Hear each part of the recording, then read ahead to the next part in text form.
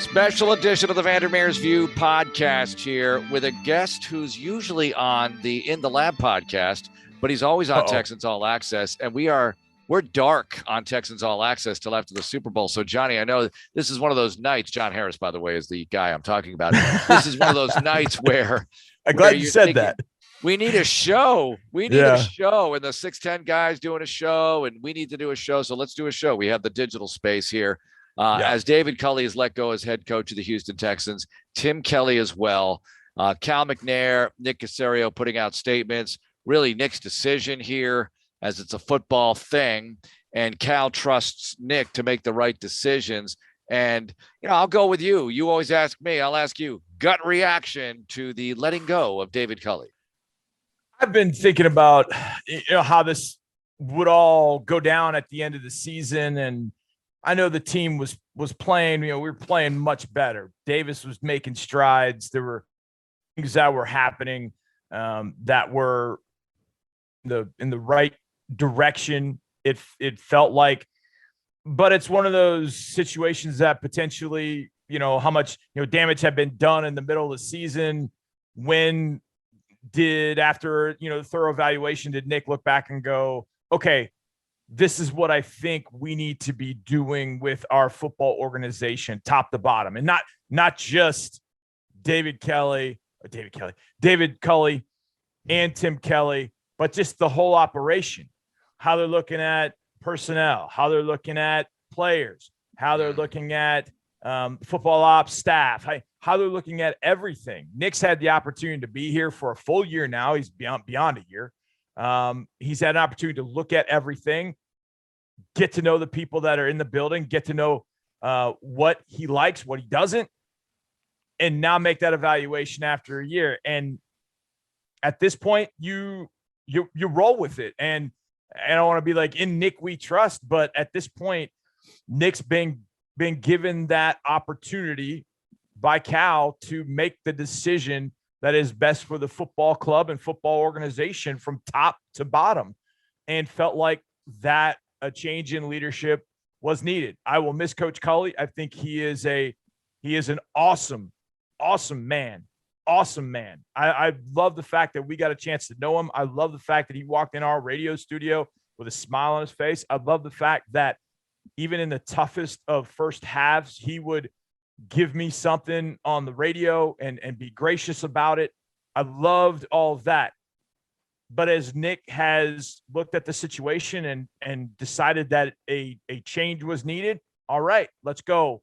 Now, what are the next steps to take the strides to put us in the direction that we need to go to start winning football games on a regular basis and being the team that we know we ultimately can be and the organization we ultimately can be? Mm-hmm.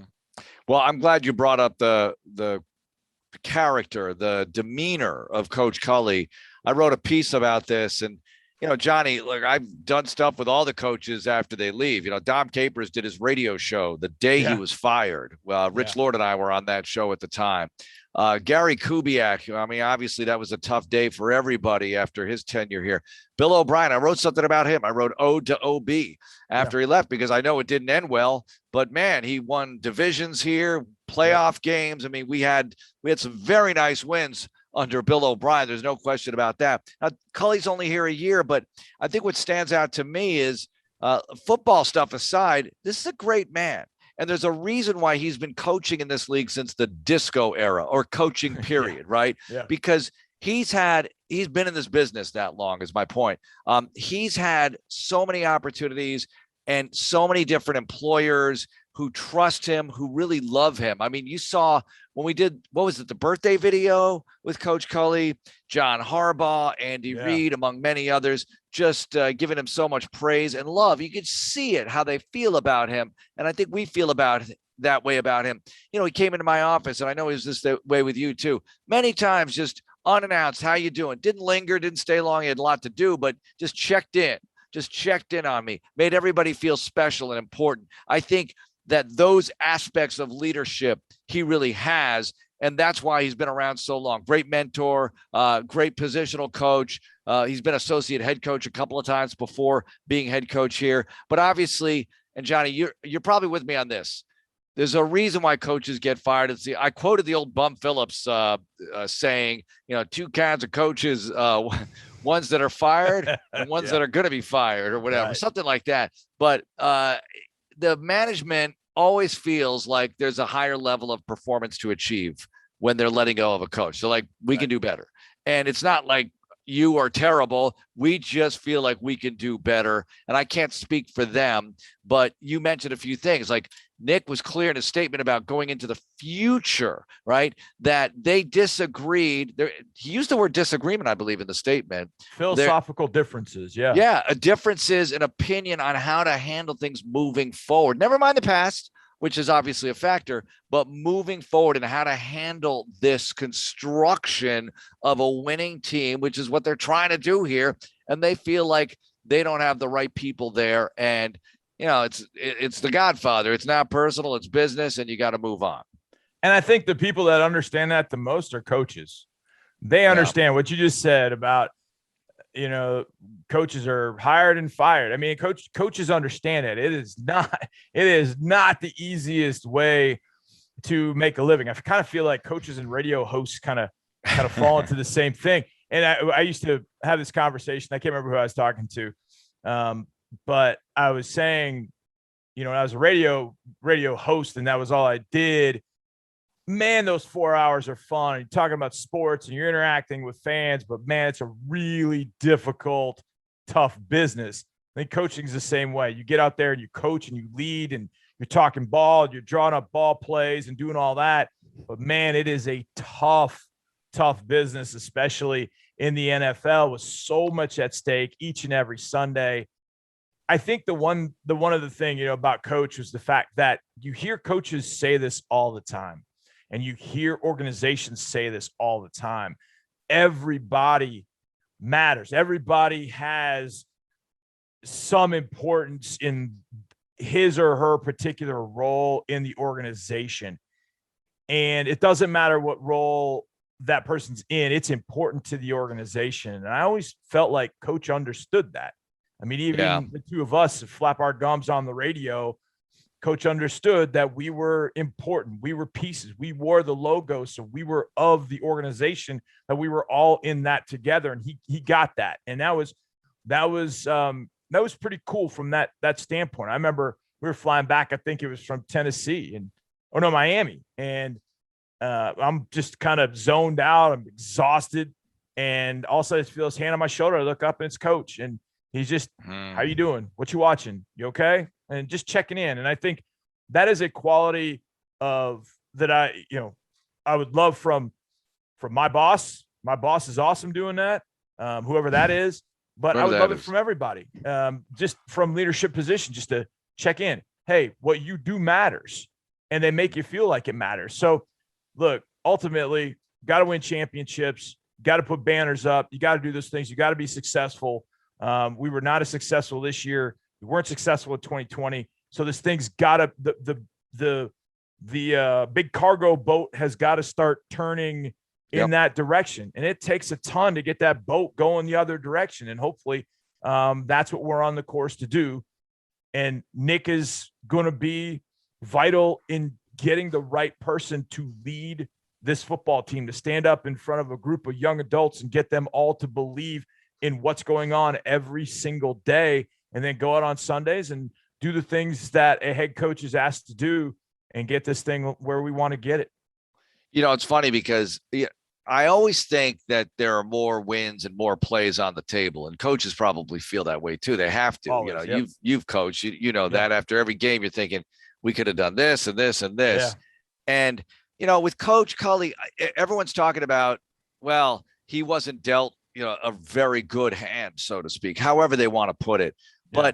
But, Tim Kelly and Coach Culley will be the first to tell you that, woulda, coulda, shoulda, they'd probably do some things different in each one of these games. Now, I'm not saying that that's why they're not here any longer, but I want to point that out because I think that, as tough as things looked going in, when I saw the team in camp, I saw some of it on paper, but when I saw it in camp, I thought, it's not going to surprise me if they do better than people think, because they have a lot of veterans.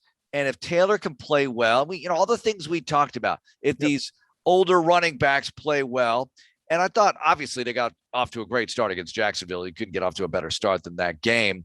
And then against Cleveland, they got off to a pretty good start in the first half. Road game, your new team coming together, playing I hate to say established team, but a team that knows each other pretty well in the Browns at their place. And there you are dancing with them at 14-14 at the break, and Tyrod has to leave, and you know the rest of the story.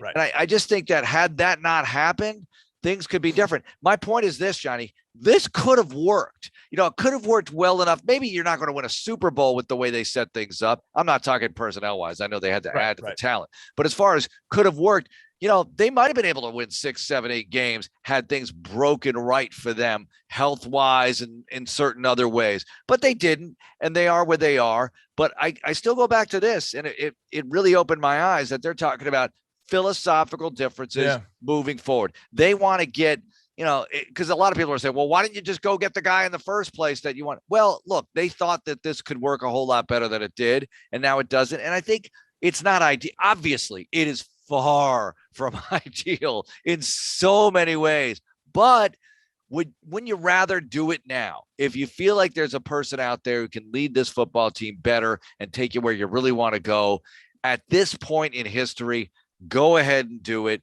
It's for the best for everybody involved, including Coach Culley and Tim Kelly. Why try to make it all work when it's not going to work or whatever? If you have irreconcilable differences, my words, not theirs, go ahead and find the people that you can mix with and plow forward and turn that barge around and march toward a winning season and into the postseason. Well, the famous saying is doing what's best for the organization, doing what's best for the team, and keeping that in mind at all times. Mm-hmm. And whatever it takes to get to that point where everything is being done for the betterment of the organization. And as long as that goal, if you will, is reached, that we are doing everything to the betterment of the organization, and whether you have to explain it or not or whatever. And I'm sure Nick will in his press conference talk about that, but that's massively important. And I think it became kind of a running joke in some sense when Bill O'Brien used to talk about alignment. We're all in alignment. And I think it became kind of a running joke in the media because I don't think people really saw that. And so when I saw in the statement philosophical differences, that was the first thing I thought about was everybody wants to win. Mm-hmm. No doubt. Like you don't become a coach or you don't become a general manager because, well, I like the money. I like this. No, you want to win. Mm-hmm. But how winning is the result, the process, and what you go through. That's how do you do it? Do you run or do you pass? Do you punt? Do you kick a field goal? Do you, do you aggressive? Believe heavily in analytics? Do you not? Or do you hit on 16? Do you not? Those are all things that if you are on different pages, you're not going anywhere. That barge isn't turning at that point. So to find as close to the alignment that you're looking for, whether it's somebody you've known for a long time or somebody that's brand new, as long as the thinking is there that we're on the same page for how we're going to do it, it's going to help you as an organization get to that point. And it didn't seem as if we were there. And so we're going searching for that. And hopefully we find that, because I think that's ultimately going to help a team. I mean, how many teams have you known, Marc, that you think about and you go, oh man, the football ops thinks this, but the analytics department thinks that, and yet somehow they fought through all that, got to Super Bowl. No, I mean, everybody, teams that get to Super Bowl, they're pretty much on the same page. Of how they want to do things on a weekly basis or daily basis, whatever. They're on the same page, and it felt like we were in different chapters. Yeah, or they have great conflict resolution because obviously you have a bunch of people together. Not everybody's going to agree on the same thing, but they come up with ways to agree, to come to an agreement and move forward with that. Disagreements are inevitable. I'm sure that the best GM coach combinations have disagreements about this guy and that guy. At some point, you have to break the tie. And maybe some GMs give in to the coach, even if they feel like in their gut it might be wrong because, like, I'll trust him on this one, or maybe vice versa. Who knows? Yeah. But the teams that win a lot tend to have that harmony. Now, Nick was with an organization that won a lot, obviously. And look, they're having a nice season this year with a rookie quarterback. I'm talking about the Patriots, obviously, with a rookie quarterback, and their system appears to be working well enough, at least to get to this point. We'll see what happens, after this weekend and everything. Now, a couple of things about that, though. I find it almost shocking, Johnny. Now the national media weighs in, right? Texans back in the national news. So let's weigh in. And they have these opinions. And clearly they haven't watched any of this team this year. And I don't blame them in the sense that we weren't exactly on Monday Night Football every week, right? But you got to know what you're talking about. And people reacting to Nick Caserio being on the headset during a game. Hello, it is not new information. I think Landry quote tweeted, maybe it was a Rich Eisen reaction among others, but he did that with the video that the Patriots put out in the day of Belichick and Josh McDaniels talking about what Nick means to them and what he says in the headset and how he's totally involved as a GM / coach kind of guy. That's who he is. We see him at practice. He's throwing balls to the receivers or however he warms up, especially in training camp, maybe not so much in the regular season. But look, this is a guy who's deeply involved. And that's why, you said, Nick, we trust, or, however you wanted to word it. I do believe that, that helps you because he has coached. He's seen all aspects of the organization. So the evaluation, I'll trust him.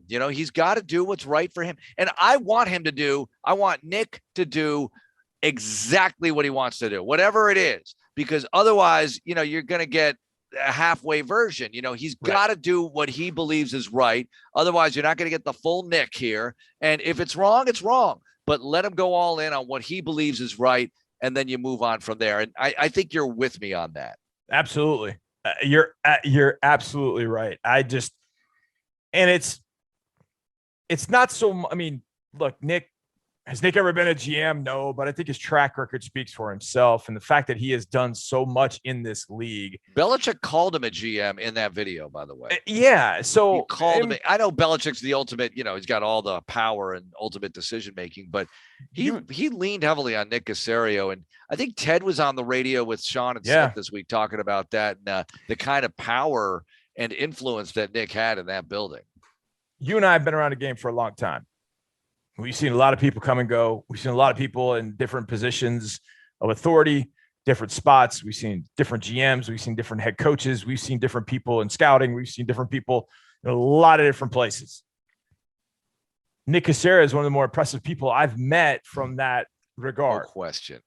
And you can ask him about every aspect of the organization, and he's able to talk about it and talk about it in a really smart manner. And at that point, I've always said in my life, I trust smart football people, men, women, doesn't matter. I trust smart football people. And what I have seen in a year is that, and that's why I said in Nick, we trust, I trust smart football guys to make smart football decisions. And at that point, okay, now, obviously, the pressure does fall on Nick to make the decision that is going to help this organization get beyond 4-12 and 4-13 and find true alignment and find the right way for this organization. And who was the coach this week who said these are the highest paid temp jobs or something? I don't know who said that. I don't remember who said that. I heard that. I heard him talking about that on the radio, and I don't remember who said it, but it's dead on. It really is. And there's such a high standard that you have to reach to stay year after year after year after year. Yeah. And that's what Nick is trying to get to, because it's now in his lap. And if this Mhm. if it doesn't work, well, this is the NFL. And there are no guarantees. There are no guarantees. Right. I mean, I'll give you an example here. And we're just talking here. We don't have to take a commercial break. We're just talking. Think about this for a moment. Let me just put Exhibit A out there. That would be the Colts. Okay. Our nemesis, the Colts. Hats off to them. They swept the Texans pretty convincingly this year. Yeah. However, with a few weeks to go, they looked like maybe the team to beat, at least one of them in this league. And now they're missing the playoffs. They gave Philadelphia a number 1 pick for Wentz. Philadelphia's got one of their former coaches, and Philadelphia's in the playoffs, and the Colts are home, and they got to give up the pick. I mean, it's unbelievable. But that's how hard it is. They're loaded. Look, maybe they're not the most talented team that ever walked the face of the earth, but they got a lot going for them. You and I were totally high on them with a few weeks to go. Thought they might overtake Tennessee, and it didn't happen. Hold on, Mark. They have 7 Pro Bowlers.